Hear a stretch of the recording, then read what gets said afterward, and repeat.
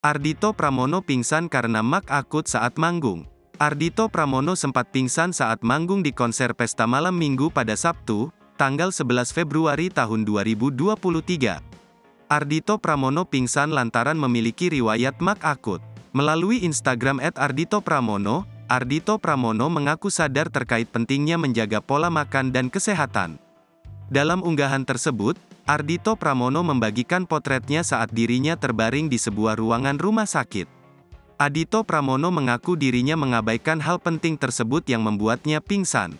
Disampaikan bahwa pola diet dan jam tidur Ardhito Pramono tidak teratur. Selain itu, Ardhito mengungkapkan rasa sakit luar biasa yang dialaminya saat itu. Belajar dari pengalamannya tersebut, ia berpesan kepada masyarakat yang berusia muda untuk tidak mengabaikan kesehatan. Ardhito juga menyampaikan, kini dirinya tengah menjalani proses penyembuhan. Selain itu, keadaannya pun sudah cukup membaik. Ardhito juga tak lupa untuk berterima kasih kepada keluarga dan rekan yang menyayanginya. Pelantun Bitter Love tersebut secara tak langsung berjanji akan lebih memperhatikan kondisinya. Ardhito juga menyampaikan terima kasih kepada tim dan pihak yang telah menolongnya. Unggahan ini pun mendapat perhatian dari rekan artis.